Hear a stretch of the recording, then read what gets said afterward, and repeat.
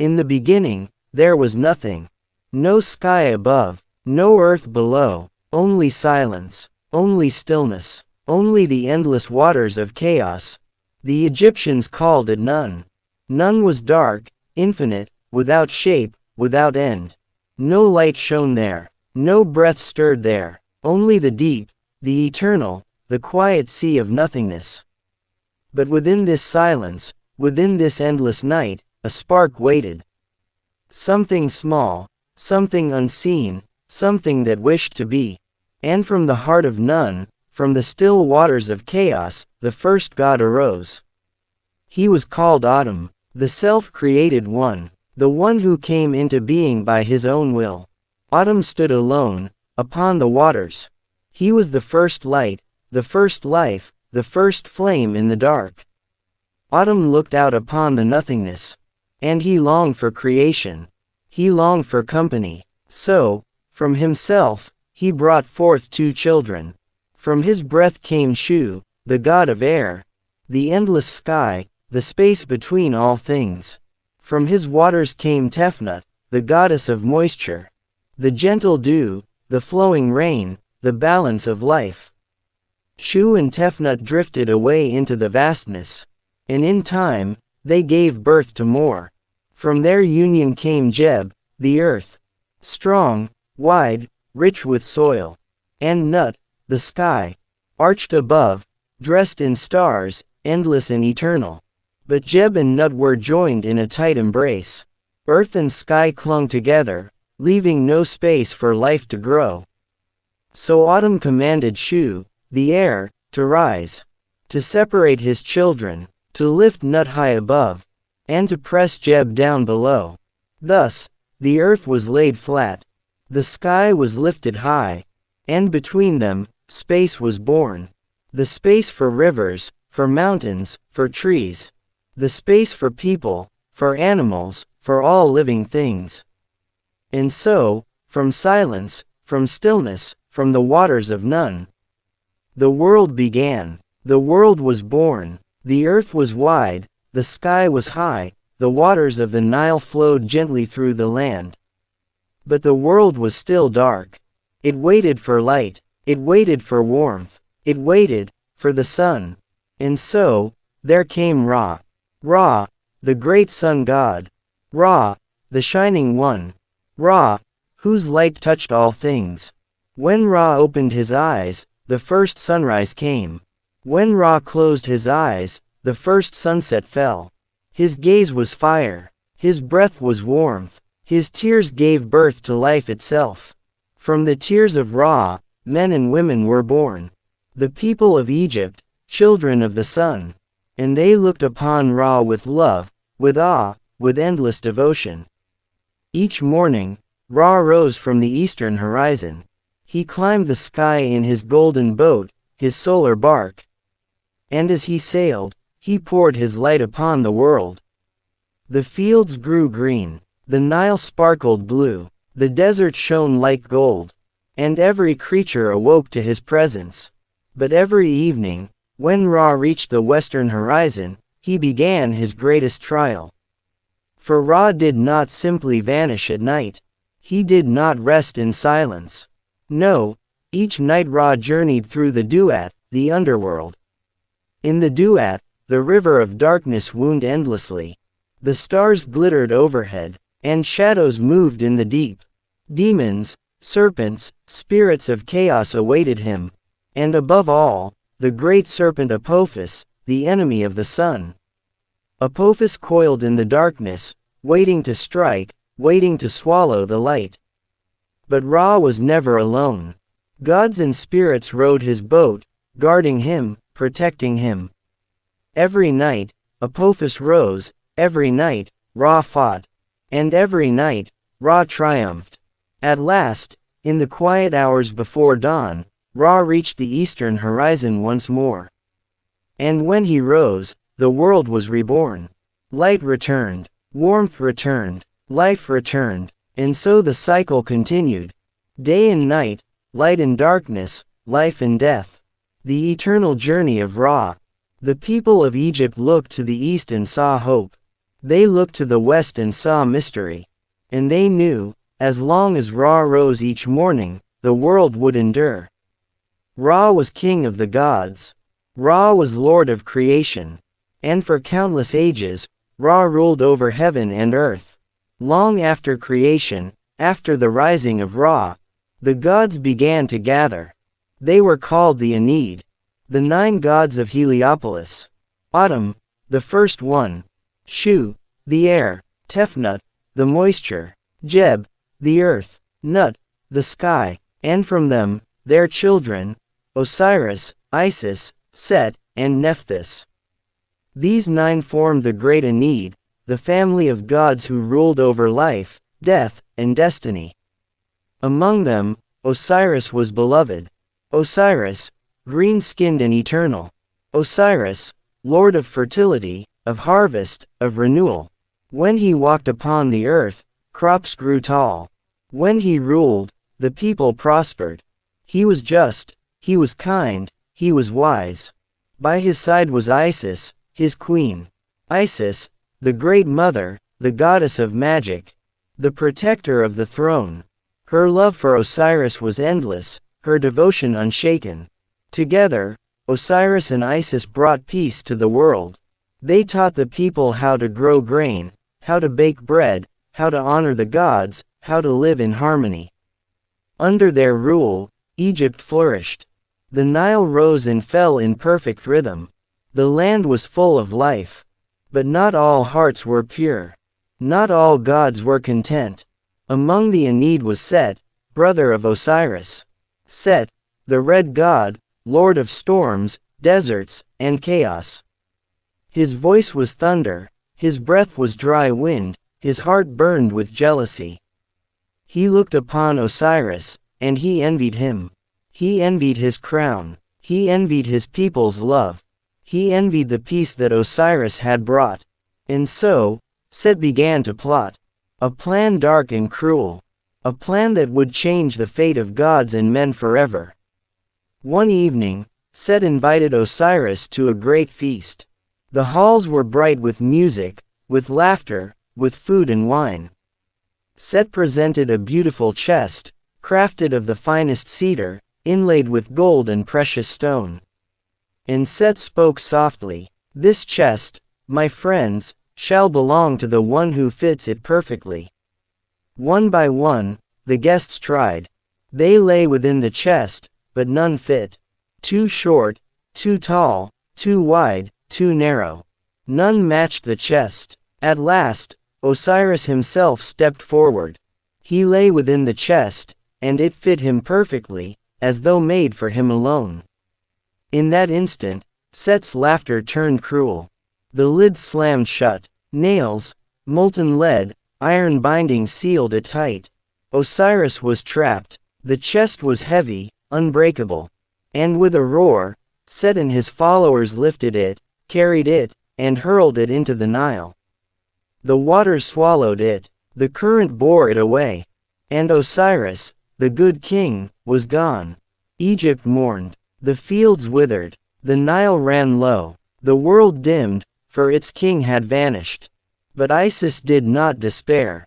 Her love was greater than loss. Her devotion deeper than death. She searched the land, the rivers, the marshes. Day after day, night after night, she searched for Osiris. At last, on the shores of Byblos, far beyond Egypt's edge, she found the chest. Hidden within a tree, wrapped in roots and wood, but still there. Still holding Osiris. Gently, Isis carried it home. She wept over it. She sang her spells. She whispered her magic. And Osiris breathed once more. But Set was not finished. When he learned that Osiris lived, rage burned hotter within him. He found his brother again. He tore open the chest. And in fury, he cut the body of Osiris into 14 pieces. He scattered them across Egypt, into the river, the desert, the fields, hoping that Osiris would never return. Yet Isis did not surrender. She and her sister Nephthys searched again. Across every land, through every riverbank, every reed bed, every dune of sand, they searched. And piece by piece, they found him. Every fragment of Osiris they gathered, every part of him they held with love. Through her magic, through her tears, through her endless devotion, Isis reassembled him. Not whole, not as he was, but enough. Enough for Osiris to rise again. For one sacred night, Isis joined with Osiris. From their union came a son, Horus, the falcon god. The child of destiny, the one who would avenge his father. The one who would challenge Set. Osiris, weary and broken, could not remain in the world of the living. Instead, he descended into the Duat, the underworld. There, he took his throne as the Lord of the Dead. King of eternity, Judge of souls, ruler of the afterlife. And from that day on, Osiris remained below, guiding the departed, watching the balance of justice. But above, Isis raised Horus in secret. Set ruled with cruelty, and the world waited for the falcon's wings to spread. Years passed. The Nile rose and fell. The sun rose and set. And in secret, far from the eyes of Set, a child grew. This child was Horus. Horus, the falcon god. Horus, son of Osiris and Isis. Horus, the heir to the throne of Egypt. Isis raised him with care, with patience, with love. She whispered stories of his father, of Osiris, the good king, of the peace he had brought. She whispered of Set, the betrayer, the usurper, the bringer of storms and chaos. And she told Horus, again and again, one day, you will take your father's place. One day, you will restore balance. One day, you will face Set. When Horus came of age, he rose tall and strong. His eyes were sharp as the falcon's gaze. His wings stretched wide across the sky. He carried the strength of his father, and the wisdom of his mother. At last, Horus went before the gods. He stood in the presence of Ra, in the court of the Aeneid. And he declared, I am the son of Osiris.